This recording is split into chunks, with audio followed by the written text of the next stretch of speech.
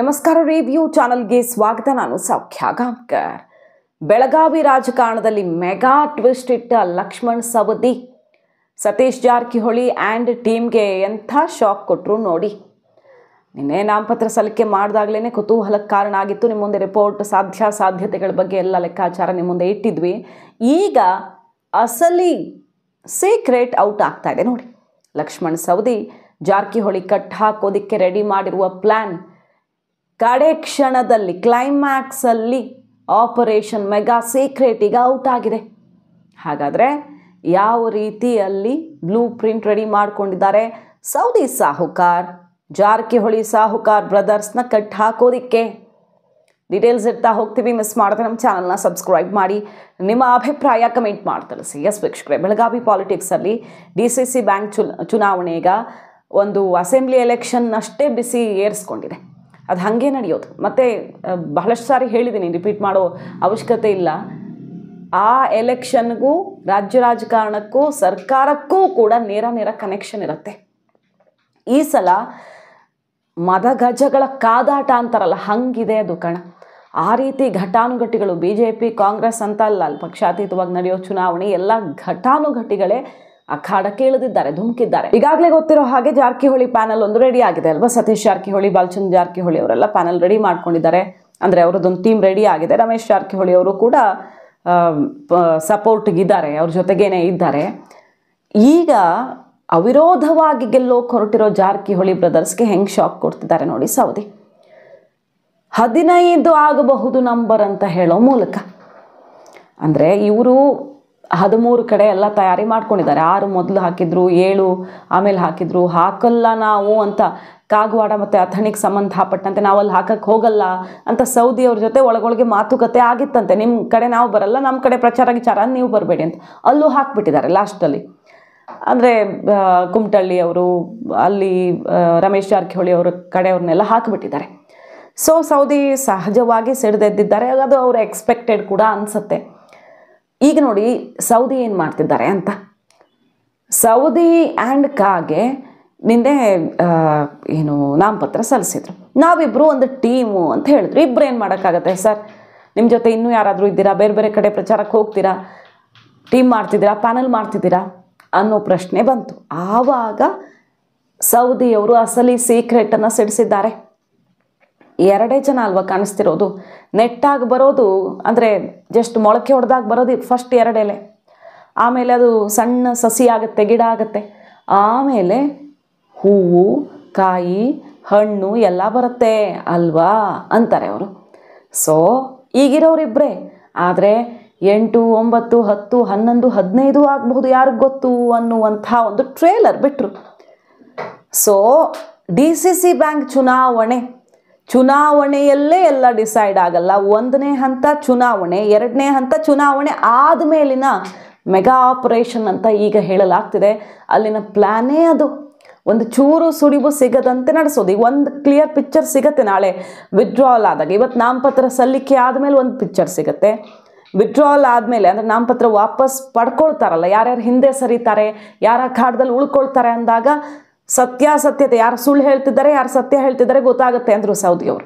ಅದರ ಅರ್ಥ ಏನು? ನಾವು ಕ್ಯಾಂಡಿಡೇಟ್ ಹಾಕಲ್ಲ ಅಂದಿದ್ರು ಜಾರಕಿಹೊಳಿ ಬ್ರದರ್ಸು, ಹಾಕಿದ್ದಾರೆ. ಈಗ ನಾಡಿದ್ದು ವಾಪಸ್ ತಗೊಂಡ್ರೆ ಒಂದು ಸ್ವಲ್ಪ ಅಲ್ಲಿ ಬಿಸಿ ಕಡಿಮೆ ಆಗಬಹುದು ಅಷ್ಟೇ.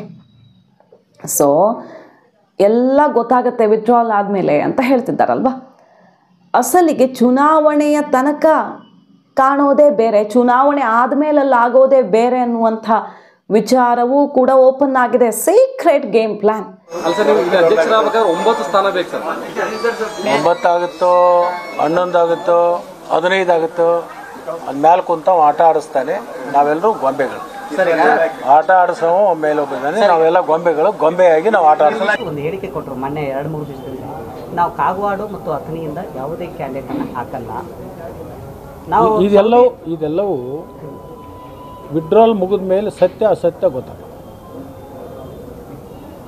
ಯಾರೇ ಏನು ಕೇಳಿ ಹೇಳಿಕೆ ಕೊಟ್ಟರೂ ಕೂಡ ಇವತ್ತಿನ ಸಂದರ್ಭಕ್ಕೆ ಅಪ್ರಸ್ತುತ. ಯಾವತ್ತು ನಾಮಪತ್ರ ವಾಪಸ್ ತಗೋತೀವಿ, ಅವರವರ ಹೇಳಿಕೆಗಳಿಗೆ ಅವರು ಭದ್ರಾಗಿದ್ದಾರು ಅಂತಕ್ಕಂಥದ್ದು ಉತ್ತರ ನಿಮಗೆಲ್ಲರಿಗೂ ಸಿಗ್ತದೆ.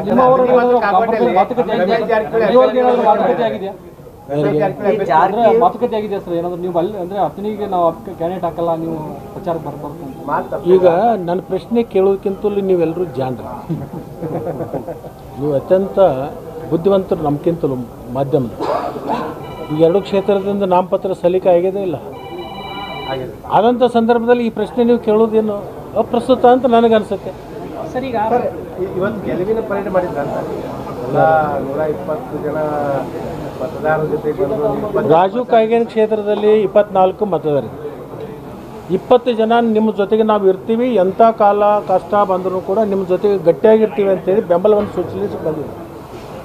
ಅಥಣಿ ಕ್ಷೇತ್ರದಲ್ಲಿ 125 ಮತದಾರರು, 125 ಮತದಾರರಲ್ಲಿ 122 ಜನ ನಮ್ಮ ಜೊತೆಗೆ ಫಿಸಿಕಲಿ ನನಗೆ ಬೆಂಬಲವನ್ನು ಕೊಡಲಿಕ್ಕೆ ಇಲ್ಲಿವರೆಗೆ ಬಂದಿದೆ. ನಾನು ಹೇಳಿದೆ ನಾನು ನಾಮಪತ್ರ ಸಲ್ಲಿಸ್ತೀನಿ, ಬಂದಮೇಲೆ ನಿಮ್ಮದು ಆಶೀರ್ವಾದ ಮಾಡಿದೆ ಅಂತ ಹೇಳಿದಾಗ ಇಲ್ಲ, ಯಾವಾಗಲೂ ಕೂಡ ಒಂದು ಸಲ ನಿರ್ಣಯ ಆದಂಥ ಸಂದರ್ಭದಲ್ಲಿ ಅಭ್ಯರ್ಥಿಗೆ ಸ್ಫೂರ್ತಿ ಇರಬೇಕು, ಅವನಿಗೆ ಶಕ್ತಿ ತುಂಬಬೇಕು, ಅವನಿಗೆ ಧೈರ್ಯ ತುಂಬಬೇಕು. ನಾವು ಹಿಂದೂ ಅದೀವಿ, ಈಗೂ ಅದೀವಿ, ಮುಂದೂ ಇರ್ತೀವಿ ಅಂತಕ್ಕಂಥ ಒಂದು ವಿಚಾರ ಇಟ್ಕೊಂಡು ನಾವು ಯಾರಿಗೆ ಹಣ ಕೊಟ್ಟಿಲ್ಲ, ಊಟ ಕೊಟ್ಟಿಲ್ಲ. ಇವತ್ತೊಂದು ಸ್ವಲ್ಪ ಊಟಕ್ಕೆ ಇಲ್ಲಿ ಬಂದಂಥ ಸಂದರ್ಭದಲ್ಲಿ ಊಟ ಮಾಡಿಸ್ತೀವಿ. ಹೇಳೋ ಪ್ರಕಾರ ಅಥಣಿ ಮತ್ತು ಕಾಗವಾಡ ರಿಸಲ್ಟ್ ಗೊತ್ತಾಯ್ತು. ಸೊ ಇನ್ನು ಅದ್ರ ನಂತರ ಬೇರೆ ಕ್ಷೇತ್ರದಲ್ಲಿ ಕೂಡ ಏನು ಚುನಾವಣೆ ನಡೀತಾವೆ, ಅಲ್ಲಿ ಕೂಡ ಭಾಗವಹಿಸ್ತಾರ ಅಂತ ಈಗ ಅಣ್ಣ ಇದು ಈ ವಿಡ್ರಾಲ್ ಮುಗಿಬೇಕು. ವಿಡ್ರಾಲ್ ಮುಗಿಯುವವರೆಗೆ ಚಿತ್ರಣ ನಿಮಗೆ ಯಾರಿಗೆ ಗೊತ್ತಾಗ್ತದೆ. ಲಕ್ಷ್ಮಣ್ ಸವದಿ ಅವರು ಭರ್ಜರಿ ತಂಡವನ್ನೇ ರೆಡಿ ಮಾಡಿಬಿಟ್ರ. ಹಾಗಾದ್ರೆ 15ರ ತನಕ ಆಗಬಹುದು, ಯಾರಿಗೆ ಗೊತ್ತು. ದೇವ್ರ ಮೇಲೆ ಕೂತವನ್ನೆಲ್ಲ ಆಡಿಸ್ತಿದ್ದಾರೆ ಅಂತಿದ್ದಾರೆ. ಅವರು ಸಚಿವ ಸ್ಥಾನದ ಆಕಾಂಕ್ಷಿ ಆಗಿದ್ದಾರೆ ಈ ಸಲ. ಸ್ಟೆಪ್ ಬೈ ಸ್ಟೆಪ್ ಹೋಗೋಣ, ಇದನ್ನು ಮುಗಿಸ್ಕೊಳ್ತೀನಿ, ಆಮೇಲೆ ಅಲ್ಲಿ ಹೋಗ್ತೀನಿ ಅಂತಿದ್ದಾರೆ. ಸತೀಶ್ ಜಾರಕಿಹೊಳಿ ವಿರುದ್ಧ ಸಹಜವಾಗಿ ಅವ್ರಿಗೆ ಕುದಿತಾ ಇದೆ ಒಳಗೊಳಗೆ.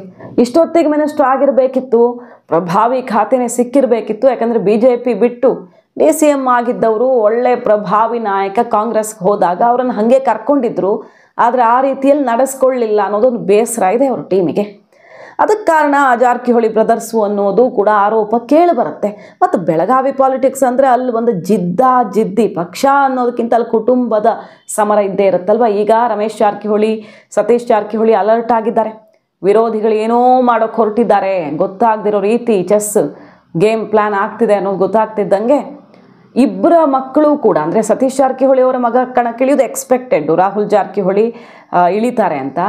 ಆದರೆ ಈಗ ಏಕಾಏಕಿ ಕಡೆ ಕ್ಷಣದಲ್ಲಿ ರಮೇಶ್ ಜಾರಕಿಹೊಳಿ ಪುತ್ರ ಗೋಕಾಕಿಂದ ಅಮರ್ನಾಥ್ ಜಾರಕಿಹೊಳಿ ಅಖಾಡಕ್ಕೆ ಇಳಿದಿರೋದು ವೆರಿ ವೆರಿ ಇಂಟ್ರೆಸ್ಟಿಂಗ್. ಇಬ್ಬರ ಪುತ್ರರು ಕೂಡ ಅಖಾಡಕ್ಕೆ ಇಳಿದಿದ್ದಾರೆ. ಅಂದರೆ ಗೆಲ್ಲೋ ಕ್ಯಾಂಡಿಡೇಟನ್ನೇ ನಿಲ್ಲಿಸ್ಕೊಳ್ತಿದ್ದಾರೆ, ರಿಸ್ಕೇ ಬೇಡ. 6-7 ಪಕ್ಕ ಮಾಡ್ಕೊಳ್ಬೇಕು, 13 ನಮಗೆ ಏನೂ ಮಿಸ್ ಆಗಬಾರ್ದು, ಅದು ಅವಿರೋಧವಾಗಿ ಗೆಲ್ಲಿಸ್ಕೊಳ್ಬೇಕು ಅನ್ನೋದು ಅವರ ಟಾರ್ಗೆಟು. ಗೆದ್ದೇ ಗೆಲ್ತೀವಿ, ಅಧ್ಯಕ್ಷರು ನಾವೇ ಆಗ್ತೀವಿ, ಲಿಂಗಾಯತರನ್ನೇ ಮಾಡ್ತೀವಿ. ಅಂದರೆ ಲಿಂಗಾಯತ ವಿರೋಧಿ ಅನ್ನೋ ಹಣೆಪಟ್ಟಿ ಅಲ್ಲಿ ಕಟ್ಟಿದಾರಲ್ಲ ಜಾರಕಿಹೊಳಿ ಫ್ಯಾಮಿಲಿಗೆ, ಅದನ್ನು ತೊಡೆದು ಹಾಕ್ತೀವಿ ಅಂತೆಲ್ಲ ಹೊರಟು ನಿಂತಿದ್ದಾರೆ. ಜೊಲ್ಲೆ ಇದ್ದಾರೆ ಅಲ್ಲಿ. ಈಗ ಲಕ್ಷ್ಮೀ ಹೆಬ್ಬಾಳ್ಕರ್ ಅವರ ಸಹೋದರ ಚಂದ್ರರಾಜ್ ಹಟ್ಟಿಹೊಳಿ ಅವ್ರ ಜೊತೆ ಡೀಲ್ ಆಗಿತ್ತು. ಮೊದಲು ಅವರು ಕೂಡ ಈ ಆಟದಲ್ಲಿ ಪ್ರತಿಸ್ಪರ್ಧಿ ಆಗಿರೋ ಥರ ಕಾಣಿಸ್ತಿತ್ತು. ಕೊನೆಗೆ ಚಂದ್ರರಾಜ್ ಹಟ್ಟಿಹೊಳಿ ಅವ್ರಿಗೆ ಈ ಶುಗರ್ ಫ್ಯಾಕ್ಟ್ರಿದೆಲ್ಲ ಬಿಟ್ಕೊಟ್ಟು ನೀವು ಅದನ್ನ ನೋಡ್ಕೊಳ್ಳಿ, ಇಲ್ಲಿ ನಮಗೆ ತೊಂದರೆ ಮಾಡೋಕ್ಕೆ ಬರಬೇಡಿ ಅಂತ ಆ ಕಡೆ ಕಳಿಸ್ಬಿಟ್ರು. ಕಡೆ ಕ್ಷಣದಲ್ಲಿ ಈಗ ಅವರು ಎಂಟ್ರಿ ಆಗಿದ್ದಾರೆ. ಆದರೆ ಅದರ್ಸ್ಗೆ, ಇತರೆಗೆ ಅಂತ ಹೇಳಲಾಗ್ತಿದೆ. ಅಲ್ಲೂ ಏನಾದರೂ ಲೆಕ್ಕಾಚಾರ ಜಾರಕಿಹೊಳಿ ಬ್ರದರ್ಸ್ ಮಾಡಿರ್ತಾರೆ. ಅವರೊಬ್ಬರನ್ನ ಲಕ್ಷ್ಮೀ ಹೆಬ್ಬಾಳ್ಕರು ಸಿಡಿದೇಳ ರೀತಿಯಲ್ಲಿ ಸ್ವಲ್ಪ ಸಮಾಧಾನ ಮಾಡ್ಕೊಂಡಿದ್ದಾರೆ. ಅವರು ಸದ್ಯಕ್ಕೀಗ ಈ ಎಲೆಕ್ಷನ್ನಲ್ಲಿ ಒಟ್ಟಾಗಿದ್ದಾರೆ. ಆದರೆ ಯಾರ್ಯಾರನ್ನು ನೋಡಿ ಕಣಕ್ಕೆ ಇಳಿದಿರೋದು ಈಗ ಈರಣ್ಣ ಕಡಾಡಿ ಅವರು, ಹಾಗೆ ಹುಕ್ಕೇರಿ, ಸೌದಿ, ಪಟ್ಟಣ್, ಗಣೇಶ್ ಹುಕ್ಕೇರಿ, ಮತ್ತು ಕತ್ತಿ ಇದು ಒಬ್ಬನೇ ನಾನು ಸಿಂಗಲ್ ಸಿಂಹ ಅಂತಿದ್ದಾರೆ ಅವರು. ಆದರೆ ಅಸಲಿಗೆ ಗೇಮ್ ಪ್ಲ್ಯಾನ್ ಒಳಗೊಳಗೆ ರೆಡಿ ಆಗ್ತಿದೆ. ಕಾಗೆ, ಮಾಜಿ ಹಾಲಿ ಶಾಸಕರು ಎಲ್ಲ ಒಂದಾಗ್ಬಿಟ್ಟಿದ್ದಾರೆ. ಅಲ್ಲಿ ದೊಡ್ಡ ರೇಂಜಿಗೆ ಎಲೆಕ್ಷನ್ ನಡೀತಾ ಇದೆ. ಸೊ ರಮೇಶ್ ಜಾರಕಿಹೊಳಿ, ಸತೀಶ್ ಜಾರಕಿಹೊಳಿ, ಬಾಲಚಂದ್ರ ಜಾರಕಿಹೊಳಿ 3 ಜನ ಬ್ರದರ್ಸ್ ಸೇರಿಕೊಂಡು, ಜೊಲ್ಲೆ ಫ್ಯಾಮಿಲಿ ಸೇರಿಕೊಂಡು ಏನೇ ರಣತಂತ್ರ ಮಾಡಿದ್ರು ಎಲೆಕ್ಷನ್ನಲ್ಲೂ ಕಾದಿದೆ ಶಾಕ್. ಎಲೆಕ್ಷನ್ ಆದಮೇಲೆ ಇನ್ನೂ ದೊಡ್ಡ ಶಾಕ್ ಅಂತಿದ್ದಾರೆ ಈಗ ವಿರೋಧಿ ಬಣದವರು. ಹೌದೌದು, ಕತ್ತಿ ಮತ್ತು ನಾವು ಸಂಪರ್ಕದಲ್ಲಿದ್ದೀವಿ ಅಂತಿದ್ದಾರೆ ಸೌದಿ. ಆದರೆ ಅವರಿಬ್ಬರ ನಡುವೆ ಅಷ್ಟು ಕ್ಲಿಯರ್ ಇದೆ ಅಂತಲ್ಲ ಈ ಕ್ಷಣಕ್ಕೆ. ಹಳೆ ಮುನಿಸು ತಮ್ಮ ನಿಲ್ಲಿಸಿದ್ರು ಅನ್ನೋ ಬೇಜಾರು ಸೌದಿ ಅವ್ರಿಗಿರಬಹುದು. ಅವರಾಗೇ ಬಂದ್ರೆ ನಾವು ಕೈ ಕುಲ್ಕೋಣ, ಇವರಾಗಿ ಬರಲಿ ಅಂತ ಅವರು, ಅವರಾಗಿ ಬರಲಿ ಅಂತ ಇವರು, ಅಂಥದ್ದಿದೆ. ಯಾಕಂದರೆ ಅದು ಇಬ್ಬರು ಅಲ್ಲಿದ್ದವ್ರೆ. ಫಸ್ಟ್ ಸೌದಿ ಅವರಿದ್ದರು, ಜಾರಕಿಹೊಳಿ ಕತ್ತಿ ಸೇರಿಕೊಂಡು ಆವಾಗ ಸೌದಿ ಅವ್ರನ್ನ ಇಳಿಸಿದ್ರು. ಆ ರೀತಿಯದ್ದೆಲ್ಲ ಯಾರು ಒಂದಾಗ್ತಾರೆ ಯಾರು ಶತ್ರುಗಳಾಗ್ತಾರೆ ಅಂತ ಹೇಳೋಕ್ಕಾಗಲ್ಲ. DCC ಚುನಾವಣೆನೂ ಅದೇ ರೇಂಜ್ಗಿದೆ ಅಲ್ಲಿ, ಅದೇನು ಕಡಿಮೆ ಇತಿಹಾಸ ಇರೋದಲ್ಲ ಬೆಳಗಾವಿ DCC ಬ್ಯಾಂಕ್ ಅಂದರೆ. ಸೊ ಇಬ್ಬರು ಒಂದಾದರೆ ಈಸಿ ಅನ್ನೋ ಥರನೇ ಈಗ ಚಿತ್ರಣ ಇರೋದು. ಜಾರಕಿಹೊಳಿ ಬ್ರದರ್ಸ್ ಊಹಿಸದ್ದು ಅಲ್ಲಿ ನಡೆಯುತ್ತೆ ಅಂತ. ಆದರೆ ಒಂದಾಗ್ತಾರೆ ಅನ್ನೋ ಥರ ಮಾತು ಕೇಳಿ ಬರ್ತಿದೆ. ಪ್ರತಿಷ್ಠೆ ಬಿಟ್ಟು ಕೊಡ್ತಿಲ್ಲ ಇಬ್ಬರು ಕೂಡ. ಬಟ್ ಪ್ಯಾನಲ್ ರೆಡಿ ಆಗಿದೆ ಸೌದಿ ಅವರದ್ದು. ಯಾರ್ಯಾರಿದ್ದಾರೆ ಮುಂದೆ ಗೊತ್ತಾಗುತ್ತೆ ಅಂತಾರೆ ಅವರು. ಹಣ್ಣು ಕಾಯಿ ಹೂವು ಎಲ್ಲ ಬಿಡುತ್ತೆ, ಈಗ 2 ಎಲೆ ಕಾಣಿಸ್ತಿದೆ ಅಂತ. ಸೊ ಲಕ್ಷ್ಮಣ್ ಸವದಿ ಅವರು ಕಡೆ ಕ್ಷಣದಲ್ಲಿ ಜಾರಕಿಹೊಳಿ ಬ್ರದರ್ಸ್ಗೆ ಯಾವ ರೀತಿ ಮಾಸ್ಟರ್ ಸ್ಟ್ರೋಕ್ ಕೊಡ್ತಿದ್ದಾರೆ ಅಂದರೆ, ಈಗ ಕಡೆ ಕ್ಷಣದಲ್ಲಿ ಅವರು ಆಟ ಚೇಂಜ್ ಮಾಡ್ಕೊಳ್ಬೇಕಾದ ಅನಿವಾರ್ಯತೆ ಎದುರಾಗಿದೆ. ಬಹಳ ಸ್ಟ್ರಾಂಗ್ ಕ್ಯಾಂಡಿಡೇಟು ಅಥವಾ ಏನೇನು ತಯಾರಿ ಬೇಕೋ ಆ ರೀತಿ ತಯಾರಿ, ಅವಿರೋಧ ಆಯ್ಕೆ ಅಂತ ಅಂದ್ಕೊಂಡಿದ್ದು ಕೂಡ ಅಷ್ಟು ಸುಲಭ ಇಲ್ವಾ ಅನ್ನೋ ತನಕ ಎಲ್ಲೆಲ್ಲಿ ಏನೇನಾಗತ್ತಪ್ಪ ಅಂತ ಉಸಿರುಗಟ್ಟಿಸೋ ರೀತಿ ಜಾರಕಿಹೊಳಿ ಬ್ರದರ್ಸ್ಗೆ ಈಗ ಮಾಸ್ಟರ್ ಸ್ಟ್ರೋಕ್ ಕೊಡ್ತಿರೋದು ಸೌದಿ ಆ್ಯಂಡ್ ಟೀಮ್. ಈ ಕಡೆಯಿಂದ ಕತ್ತಿ ಪಡೆ, ಅವ್ರು ಹೇಳ್ತಿರೋದು ಸಿಂಗಲ್ಲು, ಬಟ್ ಸುಳಿವು ಸಿಗ್ತಿದೆ. ಅವ್ರು ಸುಮ್ಮನೆ ಬಂದ್ರೆ ಅಲ್ಲಿಗೆ ಸಿಂಗಲ್ ಆಗಿ ಏನು ಮಾಡ್ತಾರೆ ಅವ್ರು ಬಂದು. ಹಾಗಾಗಿ ಬೆಳಗಾವಿಯ DCC ಬ್ಯಾಂಕ್ ಚುನಾವಣೆ ಮತ್ತೊಂದು ರೋಚಕ ಘಟ್ಟಕ್ಕೆ ಈಗ ತಲುಪಿರೋದು. ಮಾಹಿತಿ ಇಷ್ಟ ಆಗಿದ್ರೆ ಮಿಸ್ ಮಾಡದೆ ನಮ್ಮ ಚಾನಲ್ನ ಸಬ್ಸ್ಕ್ರೈಬ್ ಮಾಡಿ. ನಿಮ್ಮ ಅಭಿಪ್ರಾಯ ಕಮೆಂಟ್ ಮಾಡಿ ತಿಳಿಸಿ. Thank you.